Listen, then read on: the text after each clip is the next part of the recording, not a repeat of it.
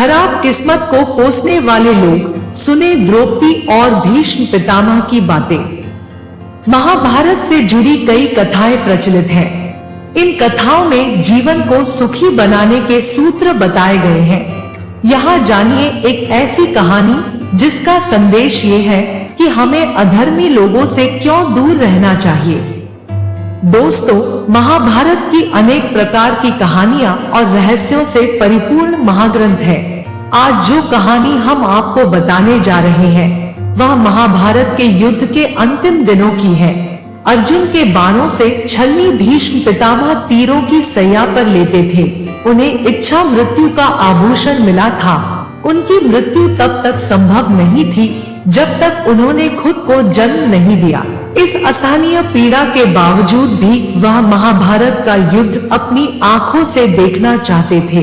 दिन में युद्ध के बाद शाम को पितामह से सभी लोग मिलने आए थे। एक रोज जब द्रौपदी आई तो उन्हें जोर जोर से हंसने लगी। भीष्म पितामह कौरव और पांडव दोनों ही बहुत पूजनीय थे। ऐसे में द्रौपदी को इस अवस्था में हंसता हुआ देखकर सब आश्चर्यचकित हो गए।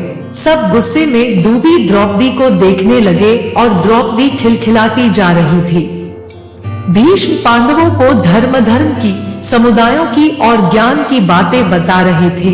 तब द्रौपदी ने कहा था कि पितामह आज आप ज्ञान की बातें कर रहे हैं, लेकिन जिस दिन भरी सभा में मेरा चीर हरण हो रहा था आप भी वहां थे।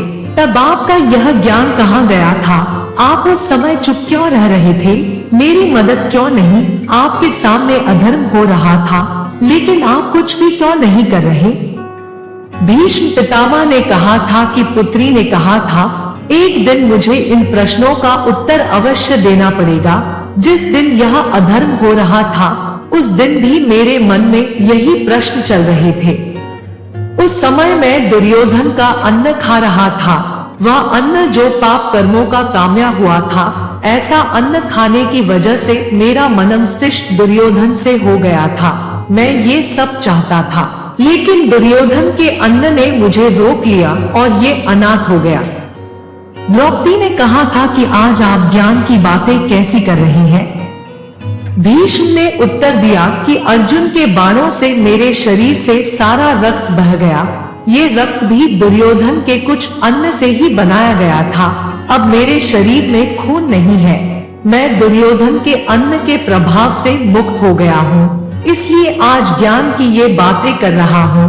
भीष्म की ये बातें सुनकर द्रौपदी दंग रह गई और उन्होंने भीष्म पितामह को प्रणाम किया। दोस्तों, वीडियो को लाइक करें और शेयर करें। चैनल को सब्सक्राइब करना ना भूलें। धन्यवाद।